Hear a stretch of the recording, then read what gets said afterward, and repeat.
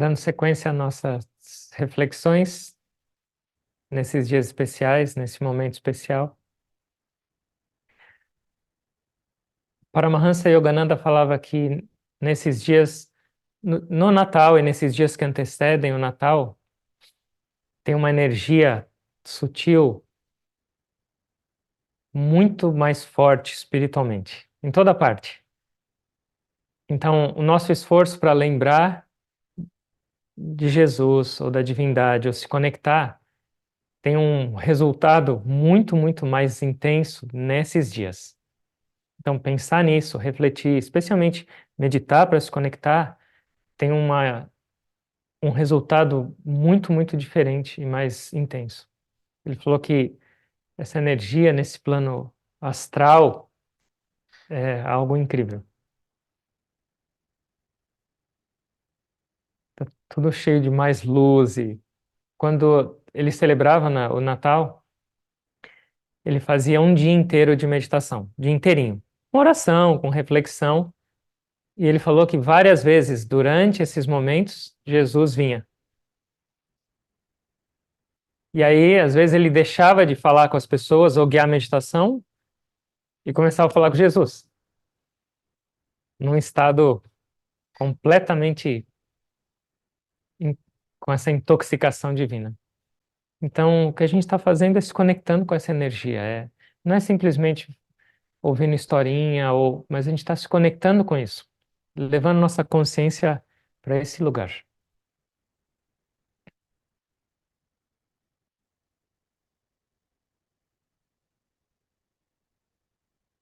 Vamos para o nosso trecho de hoje.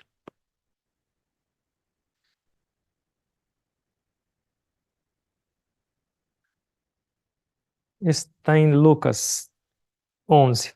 Tem em Mateus também. Um dia, num certo lugar, estava Jesus a rezar. Terminando a oração, disse-lhe um dos seus discípulos: Senhor, ensina-nos a rezar, como também João ensinou seus discípulos.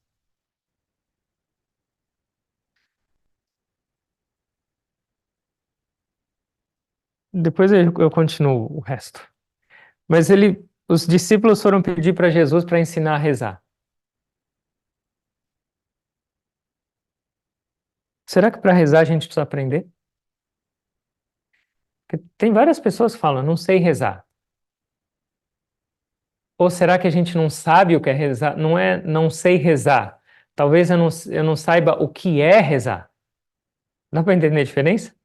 Não saber rezar, talvez eu não saiba alguma palavra em sânscrito, alguma oração, mas não saber o que é rezar é. O que significa isso? O que é rezar?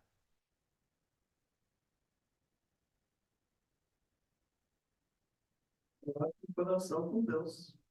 Rezar é se comunicar. E especialmente rezar é se comunicar com Deus ou com essa fonte divina. Mas é o ato de se comunicar. Se eu perguntar para falar, vocês sabem rezar? Talvez não sei, talvez não tenho muita certeza. Mas se eu perguntar para vocês, vocês sabem se comunicar? Oh, esse eu sou profissional. Hum, qual a diferença? Comunicar-se é também um rezar, só que você está rezando para uma outra pessoa. Você está rezando com, com outro alguém, você está compartilhando. E rezar, você está comunicando com Deus. Então, se você sabe falar e sabe se comunicar, você sabe rezar. Qual a diferença? Talvez você não saiba muito bem para quem rezar, ou para como se conectar com essa fonte. E aí talvez sua comunicação não flua muito. Então, orar tem que ser constante. Orar e sem cessar. Essa comunicação. Por que ser bom de se comunicar? Não é porque você aprendeu na escola. Não é porque sua mãe te ensinou a falar ABCD que você ficou bom de falar. Como você ficou bom em se comunicar? E bom até demais da conta. Como? Treinando. A gente fala sem parar, agora eu virei profissional. Então, se a gente quer aprender a rezar, O que eu tenho que fazer? Treinar. Uma vez por, uma vez por semana, ajoelhado num banco da igreja, não é suficiente para treinar. Isso tem que ser contínuo. E aí você vai falar, mas eu não sei, talvez, alguma oração, ou eu não sei um mantra. Você precisa, será que, de uma regra para isso? Não, você pode ter, mas você não precisa. O que tiver no seu coração, um bebê, ele expressa, por exemplo, ele não precisa falar para a mãe dele que ele ama, ou que ele, com o olho brilhando, ou com um sorriso, expressou. Então, orar, você não precisa de palavras certas, você não precisa de uma formalidade, você precisa compartilhar o seu coração. Claro que tem orações que são já feitas e tem o seu poder, como um mantra, como as orações que a gente ouve nas religiões, eles têm um poder. Essas orações são feitas já há milhares de anos. Então, essa energia já é. Quando você ora de verdade nessa oração, você se conecta. Mas você tem que lembrar o que você está fazendo, você tem que saber o que você está orando. Porque vamos supor, você está ajoelhado orando com todo mundo num lugar, ou entoando um mantra. Você está pensando no que você está falando ou não? Ou você está só papagaiando? Porque se você só está papagaiando, qual é o efeito disso? Então, os nossos mestres sempre ensinam a gente. Você tem que refletir sobre o que você está orando. No geral, você tem que refletir como você está se comunicando, que é a sua oração com o mundo. Mas especialmente quando você está se comunicando com Deus, você sabe o porquê, como, você sabe o significado das palavras que você está falando, você sabe o que você quer alcançar com isso. Então, orar não é simplesmente repetir umas palavras, mas orar é entender o porquê dessa conexão, é entender o porquê você está se dispondo a dialogar, o porquê, qual a razão, com quem. E aqui, quando os discípulos pediram para Jesus que eles queriam aprender a orar, qual foi a oração que Jesus ensinou? Pai Nosso. Aqui em Lucas é um pouco mais resumido, mas disse-lhes ele então: quando orardes, dizei: Pai, santificado seja o vosso nome, e venha o vosso reino. Dai-nos hoje o pão necessário ao nosso sustento. Perdoai os nossos pecados, pois também nós perdoamos aqueles que nos ofenderam. E não nos deixeis cair em tentação. Essa é a oração que Jesus deu para eles, que é o Pai Nosso. E quantas milhões de pessoas oram ele todos os dias? Mas a pergunta é: tá bom, a gente entende esse texto, mas a gente entende o que isso significa para nossas vidas? A gente entende o que a gente está pedindo para Jesus ou para Deus? E o efeito disso em nós? A gente analisa isso ou não? Porque é muito fácil. Desde que a gente nasceu, a gente ouviu essa oração. Uma oração feita tem essa vantagem de já ter essa energia. Mas qual é a desvantagem? Você já decorou. Você não precisa fazer esforço, você não precisa usar sua mente. Sai automático. E esse é o problema. A gente começa a ficar seco. Então a ideia era a gente. Porque ela é uma oração muito poderosa, é uma oração muito importante nas nossas vidas. Mas será que a gente compreende isso? Será que a gente entende o valor dela? Ou será que a gente entende o significado dela para nossas vidas?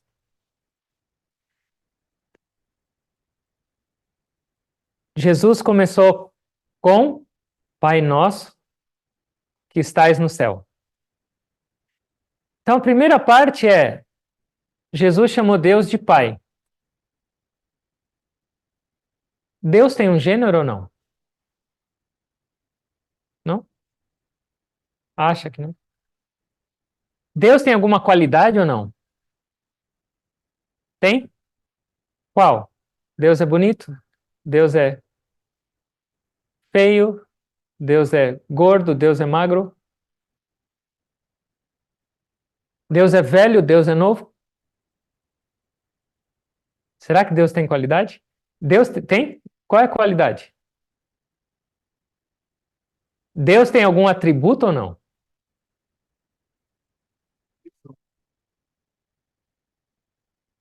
Deus, na essência, não tem nenhuma qualidade.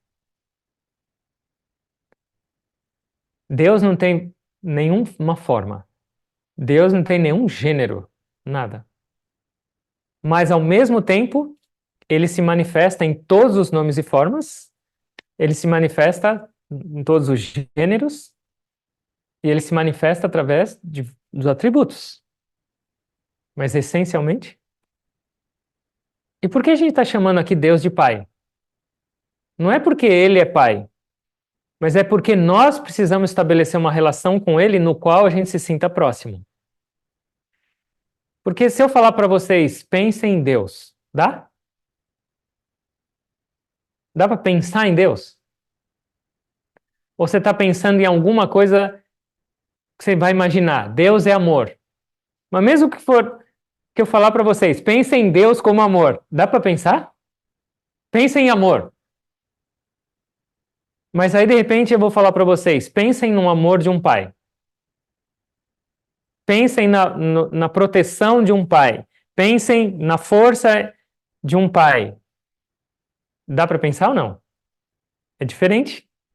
Então, Jesus chamou Deus de Pai, mas o que ele estava dizendo? Você precisa estabelecer uma relação pessoal com Deus se você quer se conectar com Ele. Porque se você não souber quem é Deus, se você não souber a sua relação com Ele, como você vai se aproximar ou como você vai se comunicar? Deus pode ser mãe ou não? Pode? Claro. Pode ser avô? Pode. Pode ser filho?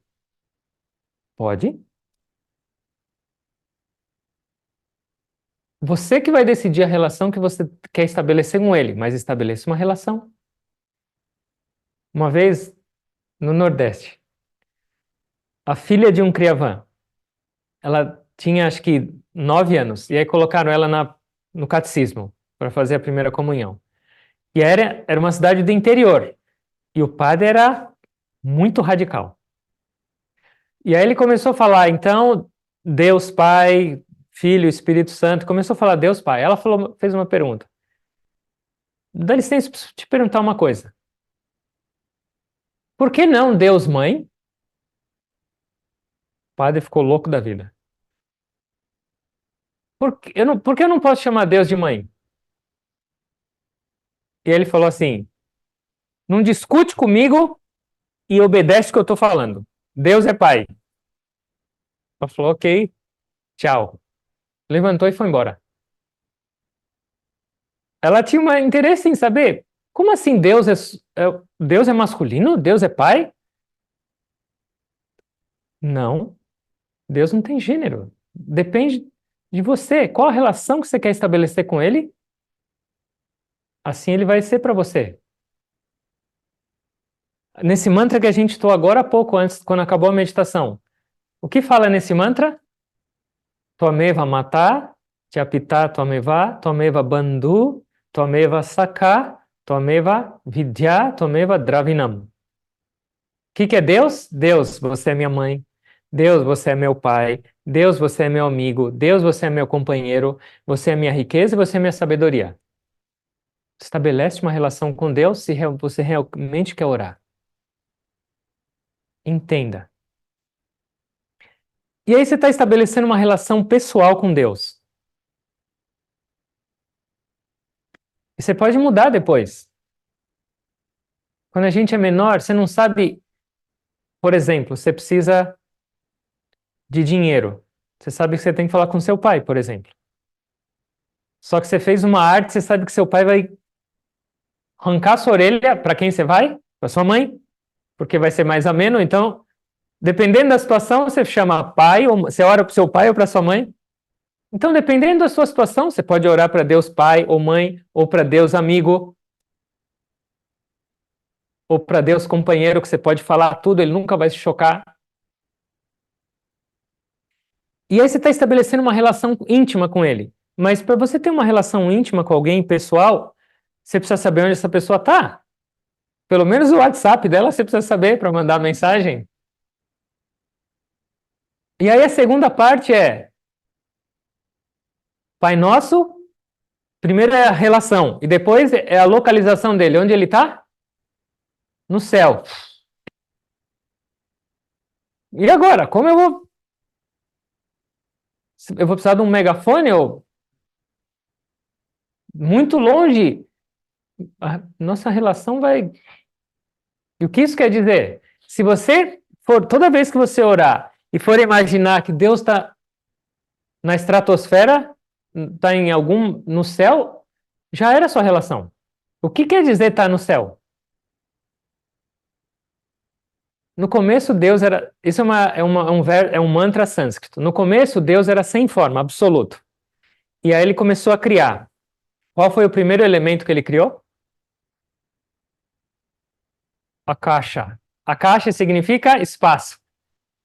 De Deus absoluto, a primeira parte, a primeira coisa da criação foi o espaço. O espaço também é chamado céu. Do espaço foi formado ar. Do ar, não. Isso, vocês estão mal, hein? Do ar foi formado fogo.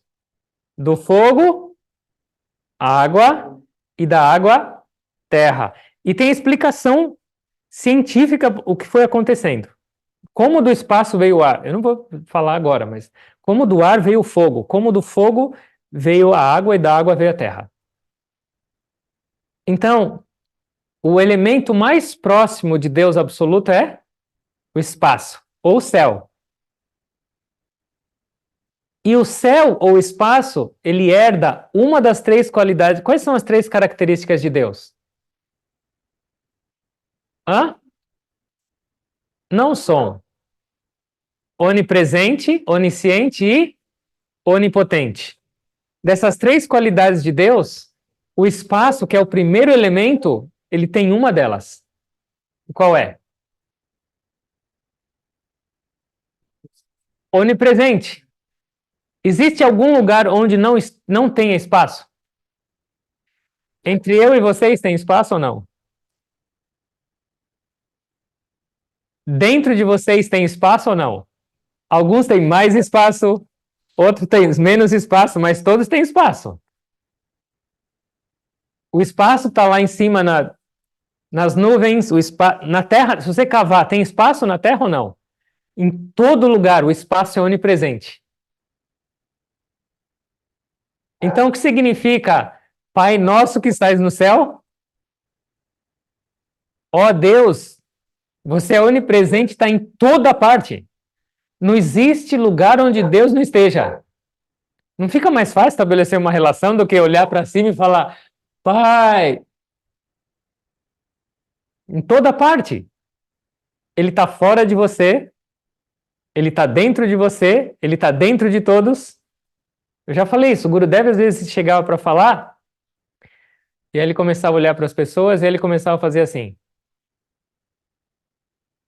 eu estou tocando Deus. Mas para ele era experiência.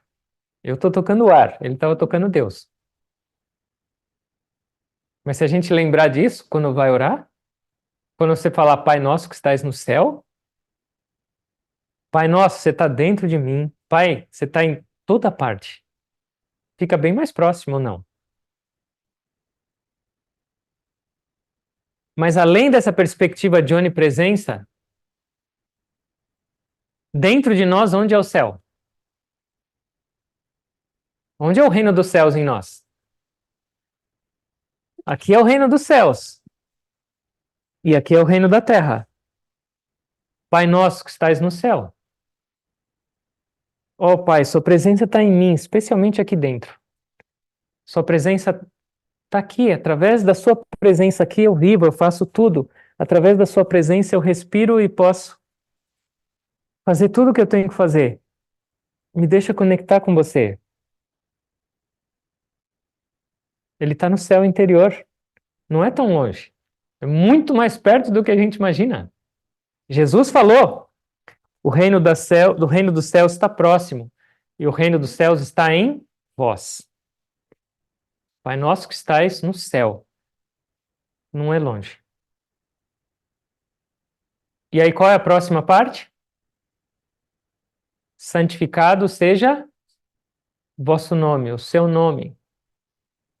E agora? Como chama Deus? Qual é o nome de Deus?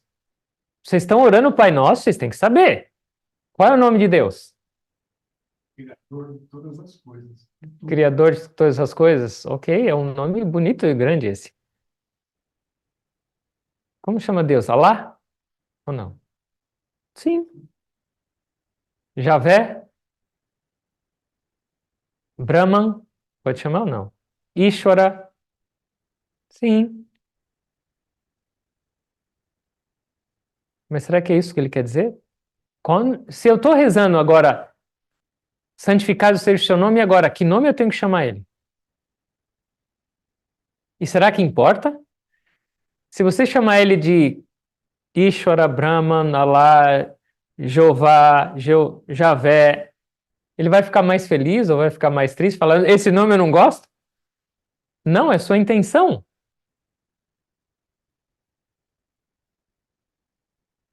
Nome de Deus. E por que santificado? Por que o nome de Deus é santificado? Por que o nome de Deus é santo?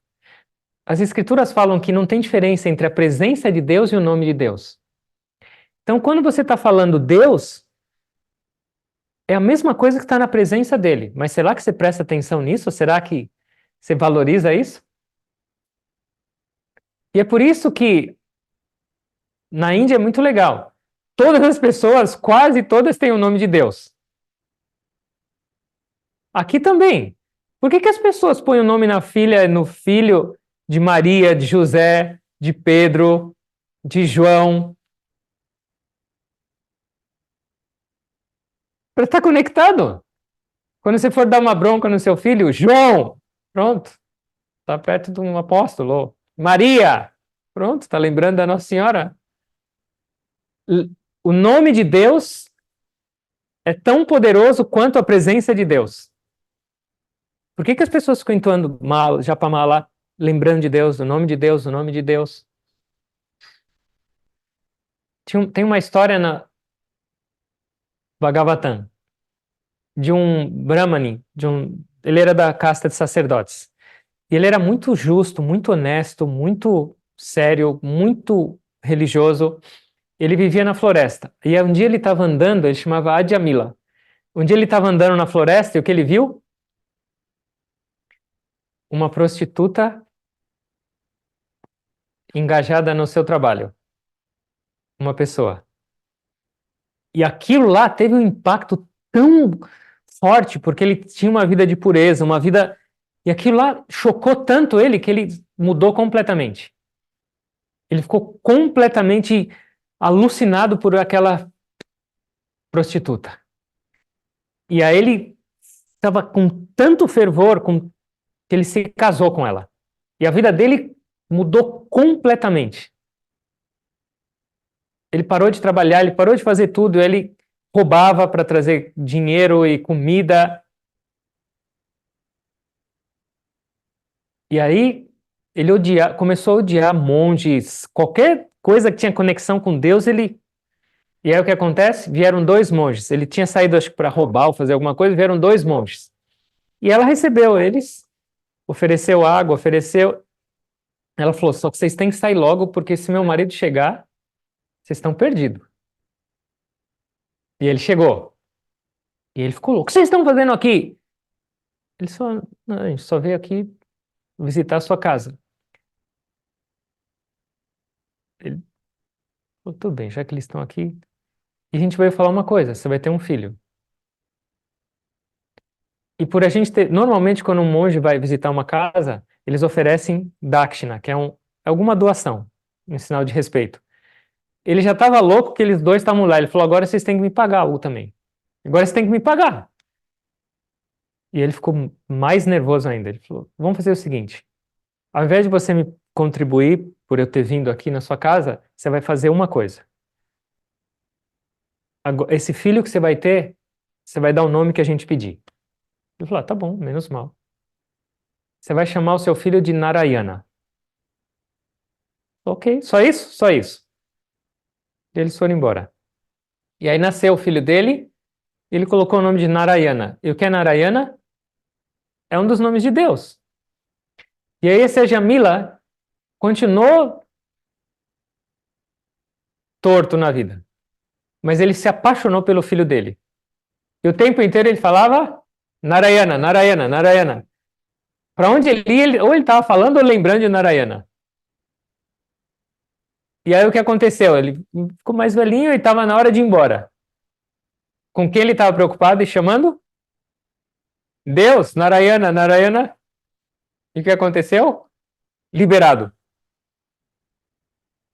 Nome de Deus.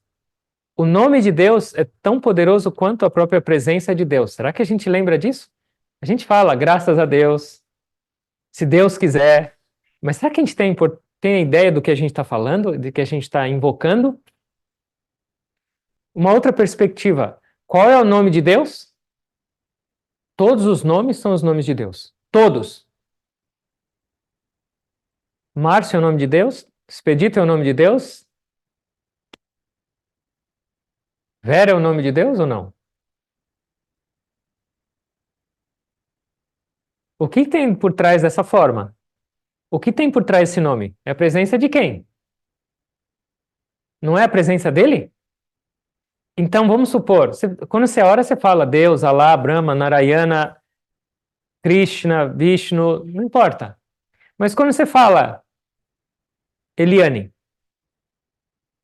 você lembra que isso também é o nome de Deus ou não? Quando você fala Andréia, você lembra que é o nome de Deus ou não? Quando você está chamando alguém, ou que alguém fala qual é o seu nome, você fala o nome.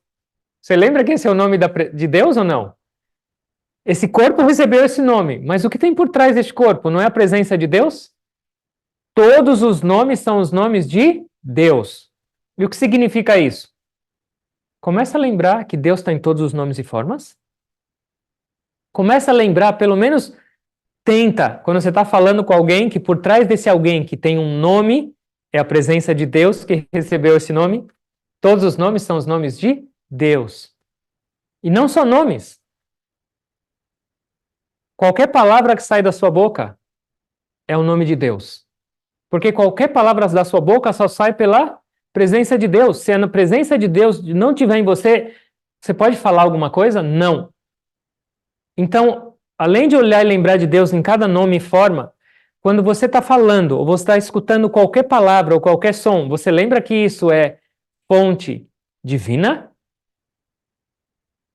Que cada palavra que sair da minha boca seja realmente um nome de Deus. O que significa? Que traga doçura, que traga amor, que traga a presença de Deus para os outros.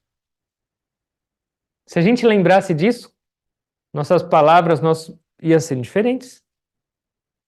Qualquer som nessa criação é a presença de Deus. E dentro de nós, qual é o nome de Deus?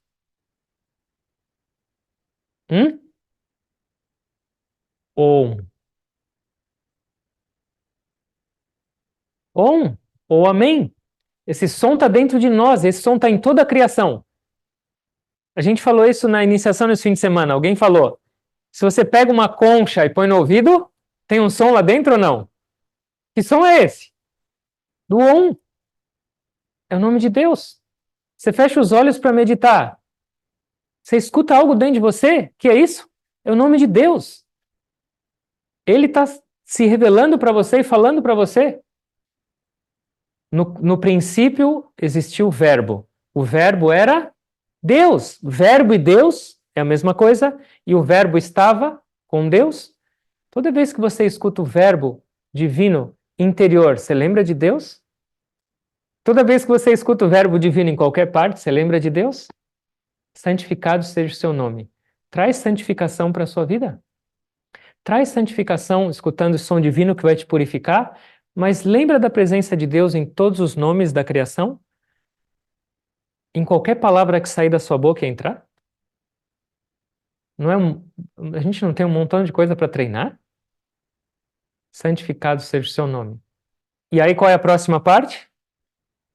Venha a nós o seu reino. O que significa isso? Significa que eu estou separado. O reino de Deus está em algum lugar e eu estou em outro lugar. E o que eu estou buscando? O que eu estou buscando em oração? Eu estou buscando união. E a oração, na verdade, só pode acontecer enquanto existir separação. A oração parte de uma dualidade. Um diálogo parte de dualidade. Se você não tiver ninguém para conversar, você não consegue conversar. Se você começar a falar sozinho, você vai ser internado. Hoje em dia a gente fala, parece loucura também, mas ainda assim é com alguém. Mas a oração, ela implica dualidade. Eu e alguém. Eu estou aqui e esse alguém está em alguma outra parte. Então aqui eu estou pedindo, Deus, vem com o seu reino para nós. Eu estou pedindo, Deus, vem até mim. E o que significa isso? A gente falou, o reino dos céus é aqui em cima. E onde é o nosso reino? Deveria ser aqui em cima, mas o nosso reino é aqui. E o que eu estou falando, Deus, por favor, na minha vida inteira, se manifesta. Deixa eu lembrar de ti o tempo inteiro. O que é o reino de Deus? O que vocês entendem como sendo o reino de Deus? Nós estamos orando. O que significa o reino de Deus? Para vocês? Amor? Felicidade? Pureza? Não é isso que a gente está querendo quando a gente está orando e buscando Deus? Então, o que a gente está pedindo? Deus, enquanto eu viver nesse reino, que é o reino do mundo, por favor, deixa eu lembrar da sua presença e deixa eu sentir esse amor, essa pureza, essa alegria em tudo que eu fizer, enquanto eu tenho que viver nesse reino do mundo, nesse reino da terra. Por favor, se manifesta. Não me deixa de esquecer que o seu reino de amor, que o seu reino de doçura esteja presente em mim, nesse meu reino da terra, o tempo inteiro. Venha a nós teu reino. Porque se eu não trouxer o reino de Deus para a minha vida, se eu não trouxer o reino de amor, de pureza, de devoção, de alegria, de paz, caos. Vai ser outro reino. Melhor não falar qual é o reino. Venha a nós o teu reino. Ó Deus, eu quero acabar com essa dualidade. Porque quando o seu reino chegar, vai ser um reino só. Se você lembra de Deus, a gente falou isso ontem. Se você lembra de Deus enquanto você está cozinhando, você está no reino dos céus ou não? Tá? Se você lembra de Deus enquanto você está no banheiro, você está no reino dos céus ou não? Tá? E às vezes é realmente o reino dos céus. Reino dos céus.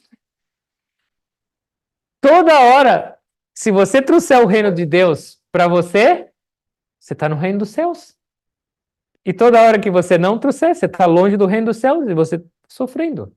Venha a nós o teu reino. Que em cada momento da minha vida eu esteja nesse reino dos céus. Lembra de Deus e você está no reino dos céus.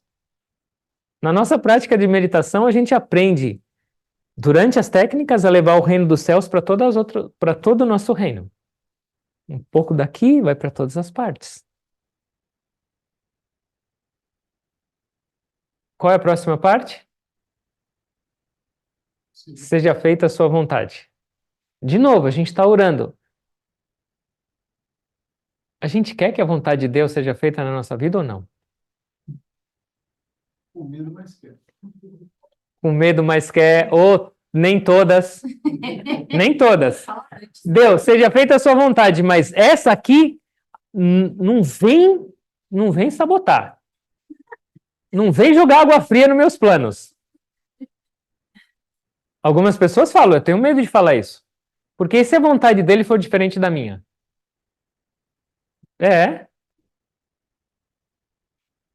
Seja feita a sua vontade, assim na terra como no céu. Assim na terra como no céu. Em tudo que eu fizer nessa vida, no meu trabalho seja feita a sua vontade. Na minha família seja feita a sua vontade.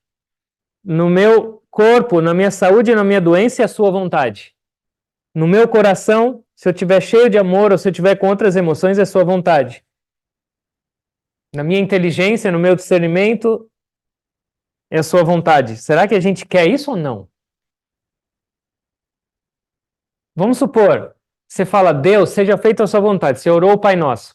E aí você chega e alguém te trata mal no seu trabalho. Você está falando, seja feita a sua vontade. Se aquilo aconteceu, não era a vontade dele?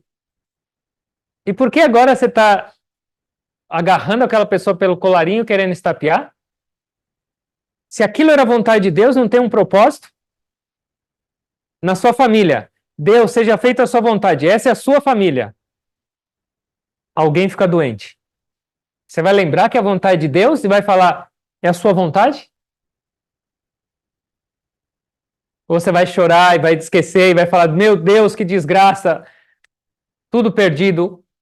Em qualquer aspecto. Quando você está saudável, graças a Deus, é a sua vontade. Doente, Deus me esqueceu. Tudo está bem, emoções, as pessoas, ai, que bom.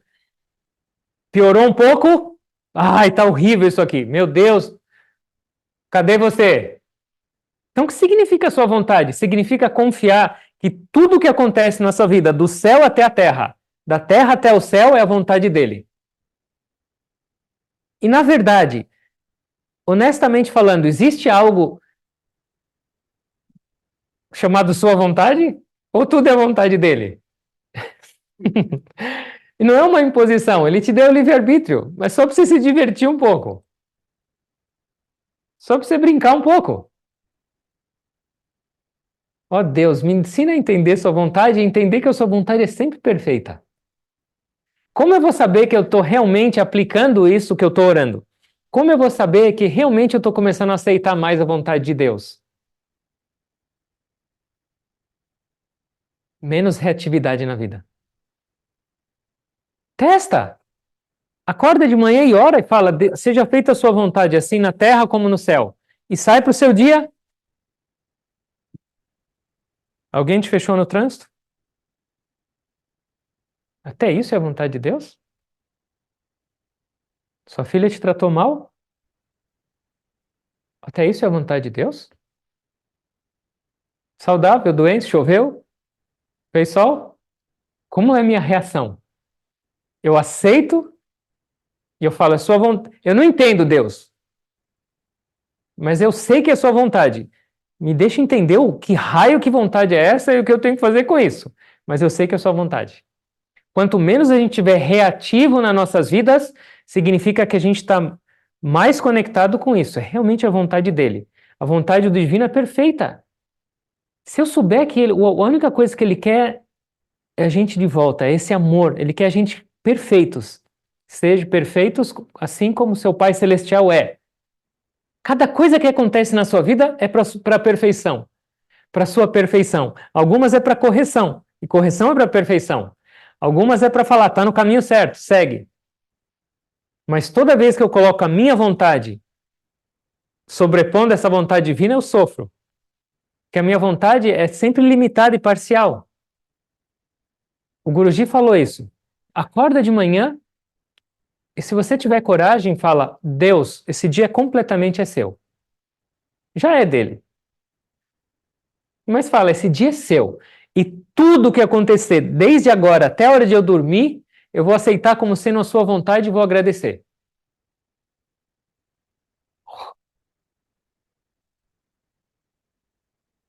Não tem outra parte da Bíblia quando é dito, nenhum fio de cabelo cai da sua cabeça que não seja a vontade de Deus. Será que ele não está cuidando da sua vida certinho? Ou será que ele esqueceu de você quando aconteceu aquela coisa indesejável? Não. Será que tudo não tem um propósito? Tá bom, não é fácil. Mas será que é fácil ficar fugindo dessa vontade divina e imaginando que a minha vontade vai prevalecer?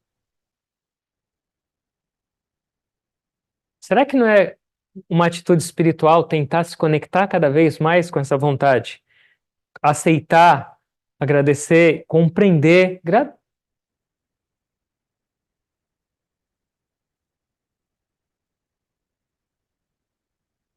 Não é um Deus que vai castigar, não é um Deus que quer jogar você no inferno, não é um Deus que quer miséria na sua vida. É um Deus que só quer você perfeito, só quer o seu amor, só quer a sua experiência verdadeira nessa vida. E se algo deu errado, se algo foi obstruído,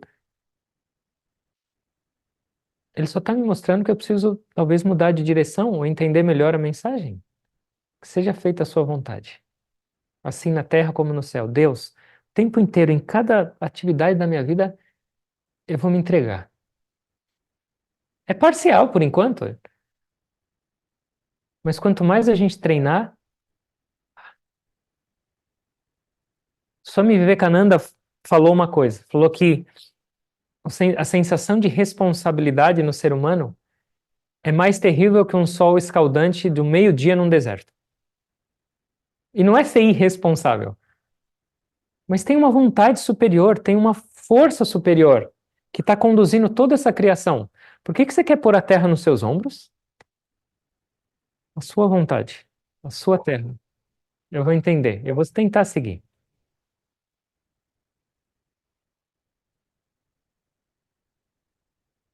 Tem coisa para a gente treinar ou não? Tem. Isso é maravilhoso. Não importa o grau que a gente esteja, não importa se você vai reclamar ou reagir, mas pelo menos eu vou tentar.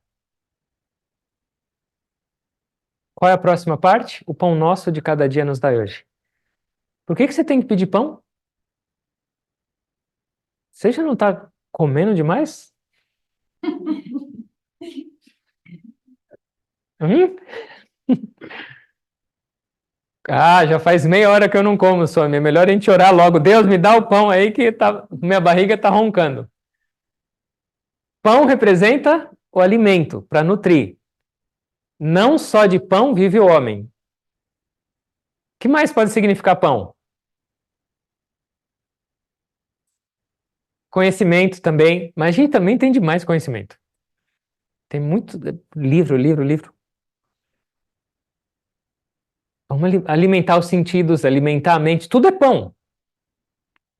Mas tudo isso a gente está já super alimentados. Quanto de estímulo você não dá para os seus sentidos? Para sua mente? Quanto de informação? Quanto de coisa? Aqui a gente não está discutindo se a comida é boa ou ruim. Então, primeiro de tudo, presta atenção no pão que você está dando para sua mente, para os seus sentidos, para o seu corpo. Mas isso você não precisa pedir para Deus. Nós somos afortunados de não passar fome, de não ter necessidade de realmente orar e falar: Deus, me dá o pão que eu estou morrendo de fome. Qual é o pão que cada um de nós precisa e esse a gente está passando fome? Qual é o alimento que a gente precisa? O alimento para a alma. Nosso corpo está nutrido, nossa mente está nutrida, nossos sentidos estão nutridos, mas como está a sua alma? Está nutrida ou está passando fome? O alimento para o corpo a gente sabe qual é, o alimento para a mente, sentidos. Qual é o alimento para a alma? Meditação, oração. O alimento para a alma é esse amor divino, essa presença divina alimenta a nossa alma. Quanto tempo a gente alimenta a alma? Seu corpo está assim ou assim, sua mente está assim. Como está sua alma? Assim, passando mal, com fraqueza.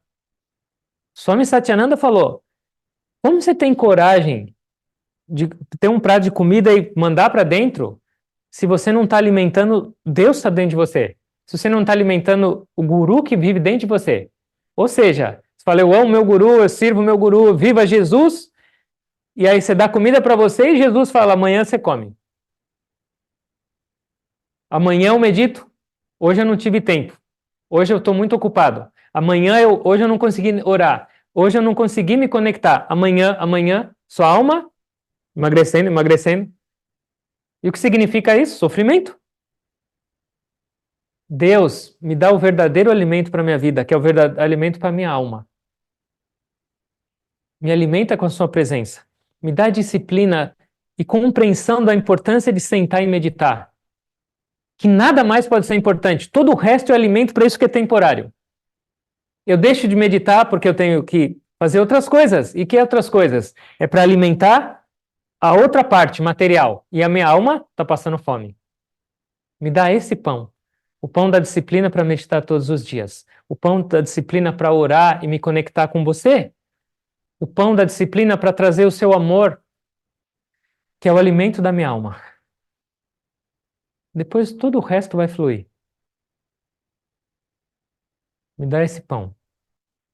Me nutre de verdade. Todos nós estamos desnutridos. Todos nós. Você quer mudar ou não? E nutrição para a alma não é teórica. É prática. O pão nosso de cada dia nos dai hoje. Jesus está falando hoje, sabe por quê? Porque quando se trata do alimento para a alma, a gente não fala hoje.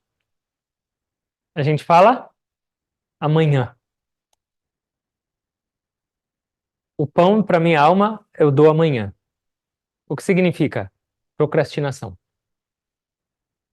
O pão para o seu corpo tem que ser agora. 5 vezes, 6 vezes, 7 vezes por dia eu tô. E Deus? Quanto de pão você está dando para Deus? Amanhã. Amanhã eu vou meditar. Não amanhã, mas o Réveillon está chegando. Dia 1º vocês vão ver minha determinação. Aí você vai ver. Pão, pão, pão. Cadê? Não existe. Por isso que Jesus já sabia, ele falou: pão nosso cada dia, hoje. Me dá hoje, Deus, essa determinação, essa vontade. E não perder um dia da minha vida. Porque se eu perdi um dia da minha vida sem alimentar a alma, aquele dia foi perdido realmente. Que adianta você ganhar o mundo inteiro e perder sua alma? Pão nosso de cada dia nos dai hoje. Não é tão simples essa oração. Qual é a próxima? Perdoai as nossas ofensas, assim como nós perdoamos. Outra parte. Será que é melhor a gente parar aqui?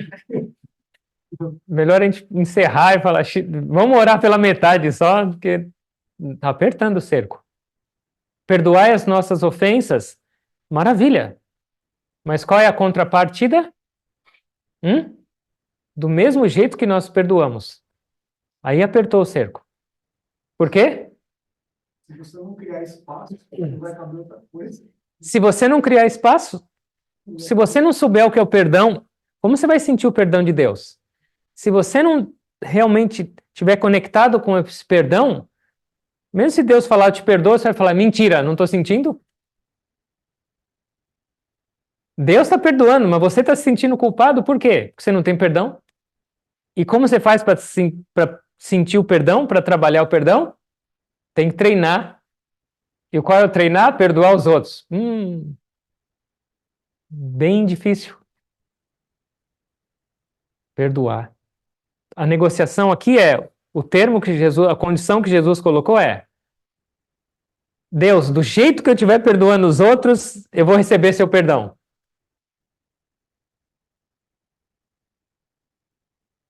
Sabe o que é importante a gente perceber? Perdoar as nossas ofensas significa que a gente tem consciência de que a gente tem ofensa. Sim ou não? Quanto mais você tiver consciência das suas ofensas, isso vai ser muito positivo para a sua vida. Sabe por quê? Porque você vai perceber, eu estou cheio de defeito. Mas não para se colocar para baixo. Eu estou cheio de imperfeição. Eu estou cheio de coisas que não são positivas.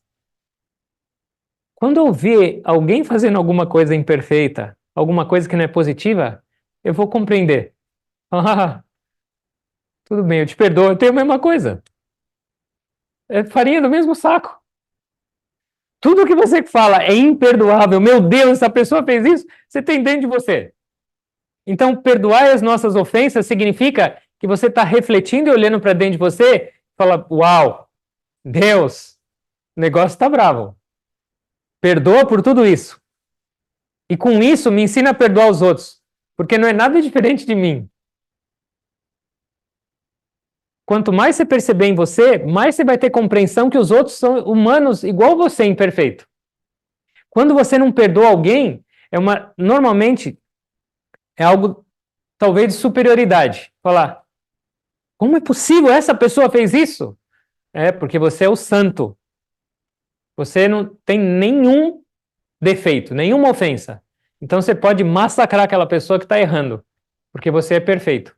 Antes fosse. Perdoai as nossas ofensas. Deus, cada vez mais com esse caminho espiritual, eu estou vendo que está cheio de sujeira embaixo do tapete. Primeiro, me ajuda a limpar isso, me ajuda a me libertar disso, me perdoa. Eu vou melhorar e vou mudar. Mas ao mesmo tempo, eu vou lembrar que essa pessoa está errando, ela também está com essas mesmas sujeiras embaixo do tapete. Se eu estou pedindo perdão para você, será que essa pessoa não está pedindo perdão também? Eu vou tentar. Eu vou tentar. Duas possibilidades. Ou você vai entender que é tudo farinha do mesmo saco, aquilo que aquela pessoa errou e que você não quer perdoar e você está ofendido, é só o seu ego, porque você tem aquelas mesmas coisas, em algum nível. Ou, de uma outra maneira,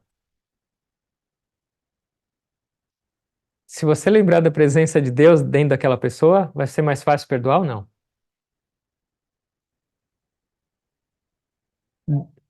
O defeito está em mim e está naquela pessoa. Eu vou perdoar porque eu compreendo. Deus está em mim e Deus está naquela pessoa. Aí você não vai precisar nem perdoar. Quanto mais você crescer na presença de Deus em você em toda parte, o seu ressentimento, a sua ofensa, a sua mágoa. Quem fica magoado? Quem fica ofendido dentro de você? É o ego, que separa, que divide. Traz mais a presença de Deus na sua vida. Vai ser mais fácil perdoar. Reflete todos os dias, encontra essas negatividades em você, mas não se sente mal, porque ser humano é formado disso. Ora para Deus para se libertar disso. E ora para Deus para te dar a capacidade de perdoar. Perdoai as nossas ofensas. E saiba que é da mesma moeda. O quanto você oferecer de perdão, o quanto você oferecer de compreensão, de amor, você vai sentir isso no seu coração. Você vai receber de Deus e dos outros. Jesus está falando que é uma regra aqui. E não tem como escapar dessa regra. Não espera primeiro que alguém vai te perdoar, alguém vai te compreender, alguém vai te abraçar, alguém vai te acolher. Começa, se você quer para você, começa. Essa é a regra que Jesus está falando. Faça com os outros o que você quer receber.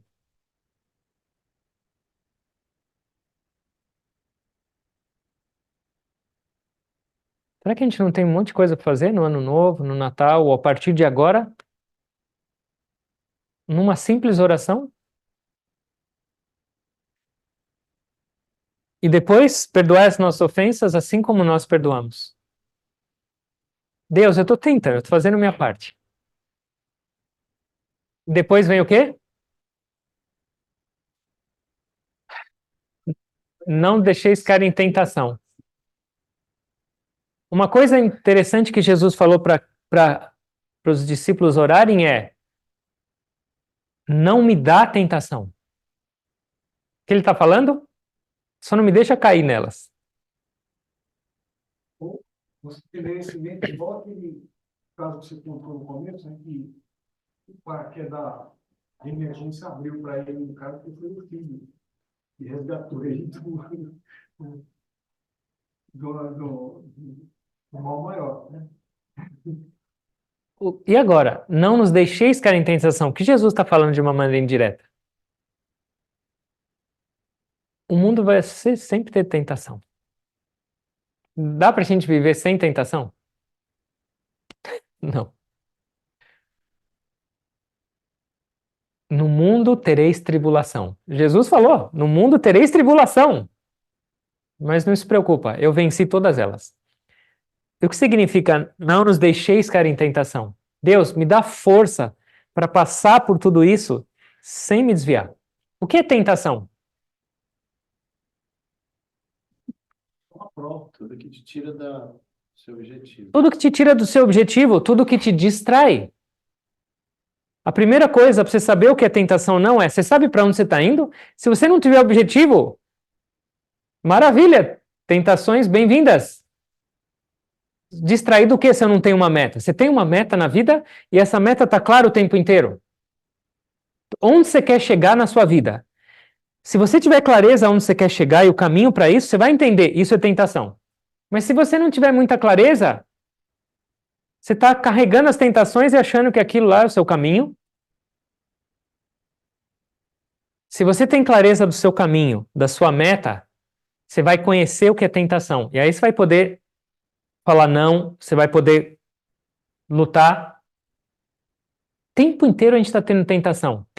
Em todos os sentidos a gente tem tentação. Tentação para falar mal dos outros. Tentação para comer o que não deve. Tentação para desfrute físico. Tentação para... Tudo é tentação. Você conhece o que é tentação na sua vida? Você sabe o que é bom ou ruim para a sua vida? Você sabe o que é condizente para a sua meta, para o seu caminho ou não? E o segundo é, não é só conhecer, você tem força para falar não ou não para essas tentações.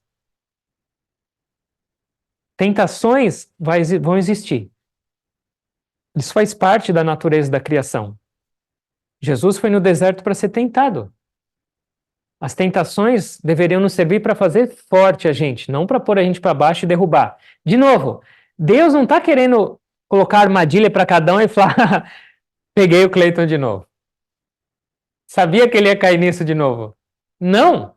Ele está falando, olha, segue em frente, é uma corrida de obstáculos, fica mais forte cada vez, com discernimento. Então, orando, não nos deixeis cair em tentação, significa, Deus, primeiro me dá discernimento, para entender que essas rodinhas de conversa e ficar falando mal dos outros, ficar fazendo piadinha estúpida e sem sentido, não tem... Deus, essas coisas que eu estou colocando para dentro do meu corpo, só está me fazendo mal. Será que eu tenho ideia de que isso é... Esses pensamentos, esse comportamento, esse lugar que eu estou indo, me dá discernimento para entender o que é bom e ruim. E aí tudo que está tentando me levar para o que é ruim, me dá esse discernimento, clareza, isso é ruim. Isso cada um de nós tem que entender. Não existe uma lista fixa do que é tentação. Na sua vida vai ser diferente. Na minha vida não vai ser a mesma tentação que a sua. Entenda qual é essa lista. E Deus me dá discernimento, me dá disciplina para não cair nelas. O mundo vai continuar existindo. As pessoas vão continuar falando. Carol, vamos para esse lugar hoje, vamos sair, vamos fazer isso, vamos fazer aquilo. Está me levando para onde eu quero chegar? Não, obrigado. Me dá discernimento e me dá força para não cair nelas. São Francisco, quando ele pensava em tentação, quando ele via que ele estava sendo tentado, por exemplo, quando ele tinha umas tentações carnais, no inverno europeu, lá, o que ele fazia? Ele se jogava dentro de uma poça d'água congelada. Ele via um espaço e ficava dentro da água congelante. E ele ficava lá, falava, cadê a tentação? Cadê? Foi embora? Já desistiu? Outra vez ele estava com tantos pensamentos, com tanta tentação, que ele estava numa caverna mais alta. O que ele fez? Se jogou num roseral. Sem roupa. Tirou a roupa e se jogou num roseral, cheio de espinho. A tentação passou. Ou seja, planta um roseral na sua casa. Planta um roseral. A Rosa vai falar de novo, não. Compreender e seja firme na sua vida. Ninguém pode ser firme para você. E a gente fala, isso tudo bem. Hoje tudo bem. Isso tudo bem. Isso não é nada. Isso... Quem está ganhando? Um sim aqui, um sim ali, um sim ali, um sim ali. Onde a gente está? Onde cada um de nós está? Qual é a nossa força de vontade de falar não quando precisa? Por que eu falei isso? Por que eu fiz isso? De novo, de novo, de novo. É o nosso mantra. Até quando? De onde vem a tentação? Vem do desejo. De onde vem o desejo? De um pensamento. E onde a tentação vai te levar? Tentação de ficar falando, o horário é passando. Depois vocês leiam Bhagavad Gita, capítulo 2, versos 62 e 63. A sequência do que faz a tentação no ser humano. De um pensar, desejar. Desejar, perder o controle, tentação. De tentação, ou você vai ficar com cada vez mais tentação, porque você está nutrindo, ou você vai ficar com raiva porque alguém te atrapalhou. A raiva vai te fazer perder completamente o discernimento do que falar, do que agir. E viver sem discernimento te leva à destruição completa. Só isso. Não tem problema, isso. Cada um tem que ter essa consciência. Deus me dá clareza, Deus me dá discernimento e, por favor, me dá força para falar não quando eu preciso. Cada um tem que entender suas próprias tentações. E, finalmente, qual é a última parte? Livrai-nos do mal. O mundo vai continuar existindo como ele é. Mas se você conseguir se libertar do mal, o mundo vai se revelar de um outro jeito para você. E que mal é esse? Sua sogra? Não. Não. Não vem com esses sorrisos maliciosos. O que é o mal? Tentação? Tentação é um pedaço do mal só. O ego é outro pedaço só. O mal nosso é a ignorância. E através da ignorância, tudo o resto é mal. Por quê? Por causa da ignorância, eu crio um monte de tentação em mim. E é tudo ignorância, porque essa tentação só está me fazendo mal. Não tem nada de bom, aquilo é mal. E algo dentro de você fala, isso é ótimo, você vai adorar isso, come isso, faz isso, bebe isso, fuma isso. Ignorância. Ignorância de quem eu sou. Ignorância do que eu estou fazendo aqui. Ignorância da minha verdadeira relação com Deus. Isso é ignorância. E enquanto essa ignorância estiver em nós, o mal está em nós. Menos ignorância, menos mal. Mais ignorância, mais mal. Porque da ignorância vem tudo, tudo. Qualquer tipo de sofrimento nas nossas vidas é pela ignorância. Qualquer tipo de tentação é por ignorância. Por exemplo, um mestre iluminado, alguém que já chegou onde deveria chegar, ele tem tentação? O mundo continua igual. Os prazeres continuam sendo ofertados por toda parte. Ele tem olhos, ele tem ouvidos, ele tem boca. Mas ele é tentado? Não, porque ele não tem mais ignorância. Eu não preciso mais desses brinquedos. Tentação são os brinquedos do mundo. E o mal faz te fazer entender que aquilo lá é indispensável para a sua vida. Aquilo realmente vai te levar para onde você quer. Da ignorância, isso está em Yoga Sutra. A gente já discutiu a família da ignorância. Para a gente encerrar. Qual a ignorância mãe? Qual é o filho mais velho? Ego. Ego é o filho mais velho da ignorância. Depois, quais são os outros dois filhos da ignorância? Gosto e desgosto, gosto e aversão. Gosto e não gosto. Hoje o dia está ótimo, hoje está um inferno. Ai, minha vida está boa, minha vida agora é só pedrada. Isso e aquilo, isso e aquilo. Julgadores, miséria na vida. E qual o resultado? É o filho mais novo da ignorância? Medo. Medo. Enquanto essa miserável dessa ignorância estiver em nós, esse é o mal. Deus me livra dessa ignorância. Me deixa entender o que eu estou fazendo aqui. Me deixa entender o que é bom para a minha vida. Lá no fundo a gente sabe o que é bom e mal. Só que a gente prefere não escutar essa voz. Certo? Ou não tão certo? A gente tem que viver com consciência. E orar sem cessar significa esse tipo de atitude. Você está orando o Pai Nosso? Você está sabendo o que você está orando? Ou você está entoando um mantra? Você sabe pelo menos o que significa aquilo?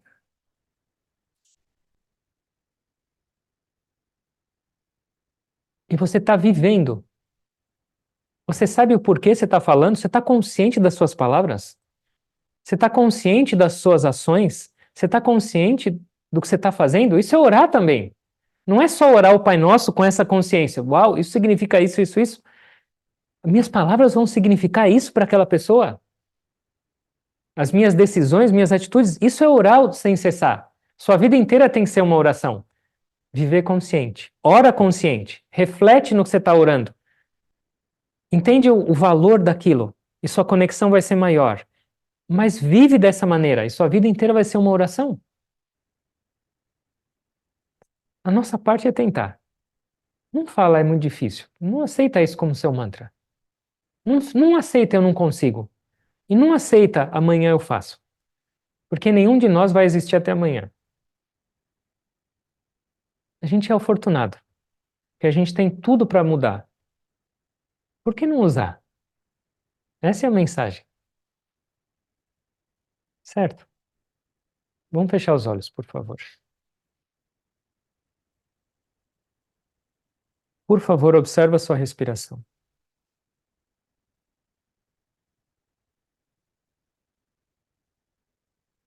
Cada respiração consciente é uma oração. Consulte seu coração. Compartilha ele com Deus, com os mestres, com Cristo. Ó Deus, você é meu pai, você é minha mãe, você é meu amigo, você é meu confidente, você é meu tudo.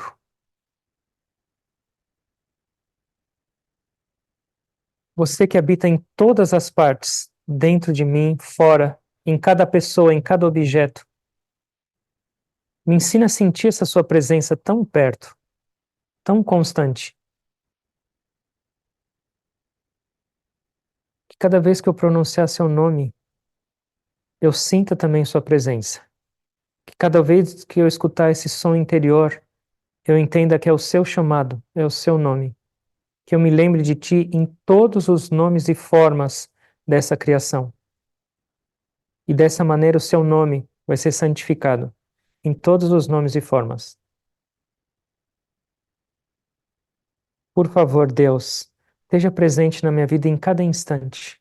Que o seu reino do céu, o seu reino de amor, de paz, de alegria, seja refletido em cada pensamento, palavra e ação da minha vida. E aí o reino dos céus não vai estar só em mim, mas eu vou estar compartilhando esse reino com todos. Que eu entenda que o seu amor por mim é incondicional e o seu único desejo para mim é me fazer crescer, abrir meus olhos, transformar e celebrar. Que eu entenda que a sua vontade é sempre perfeita e a minha vontade é sempre limitada e pequena, baseada no meu ego e ignorância. Que eu aprenda, ó Deus, a alinhar a minha vontade limitada com a sua vontade infinita e ter uma vida de aceitação, de alegria, de celebração integralmente, independente do que acontecer na minha vida. A sua vontade é sempre perfeita e é sempre para o meu melhor. Ó Deus, eu não preciso de alimento físico. Eu oro primeiro para aqueles que passam fome nesse mundo. Oferece para eles a nutrição de alimento, porque nós somos todos uma grande família. Que ninguém passe fome de verdade. Que esse pão seja oferecido para todos que precisam. Mas Deus, o pão que eu preciso é o pão para minha alma. Minha alma está passando fome. Minha alma precisa de amor. Minha alma precisa da sua presença. Minha alma precisa desse acolhimento divino. Por favor, não me negue esse pão. Você me mostrou o caminho também para consegui-lo. Me ensina, Deus, a ter essa convicção de que meditar e orar são o alimento para essa minha alma, para essa minha necessidade verdadeira. Ó Deus, me ensina a perdoar a mim mesmo e os outros. Que essa seja a maior virtude da minha vida. Eu não vou guardar nada no meu coração, a não ser o seu amor e a sua presença. Porque cada vez que eu trago ressentimento, mágoa, raiva e todo esse lixo, esse veneno para dentro, eu diminuo o espaço para a sua presença. Me ensina a limpar o meu coração. Me ensina a expandir meu coração com uma atitude de perdão e perceber sua presença em toda parte. Elimina todo esse ressentimento, toda essa mágoa, porque isso é inútil. Me perdoa, Deus. Elimina todos os meus defeitos, minhas negatividades e me ensina a fazer o mesmo, perdoar incondicionalmente. Eu quero crescer. Ó Deus, eu estou cansado dos seus brinquedos no mundo. Eu já me distraí muito. O tempo inteiro eu estou envolvido com as suas tentações, os seus brinquedos, mas eu estou cansado. Mas que força tenho eu para falar não para isso? A sua criação é perfeita e ela é muito atraente. Me ajuda. Oferece seus brinquedos para aqueles que ainda querem brincar e se distrair, mas eu não quero mais. Eu só preciso do seu colo, minha Mãe Divina, e não mais seus brinquedos. Me dá força, discernimento para falar não para aquilo que não é bom para minha vida e para seguir cada vez mais convicto e o mais rápido possível para a sua presença.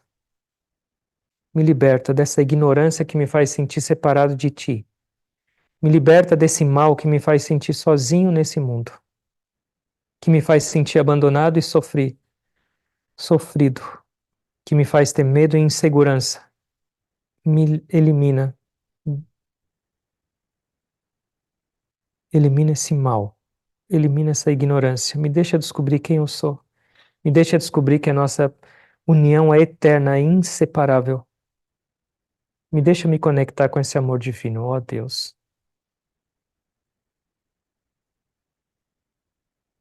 Nós nos curvamos, nós pedimos suas bênçãos.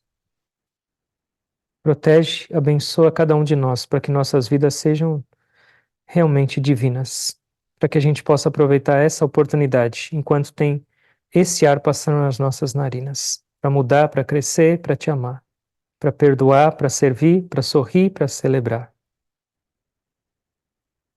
Que as bênçãos de Deus, de Jesus, de todos os mestres permeiem nossas vidas, expandam nossos corações, abram nossos olhos para a realidade e que com isso a gente possa ter vidas inspiradoras e exemplares, vidas de oração, com gratidão. Eu me curvo para a presença de Deus em cada um de vocês.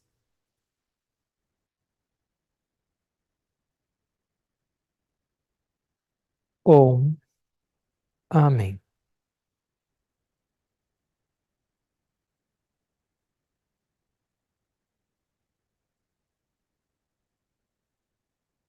Obrigado a todos.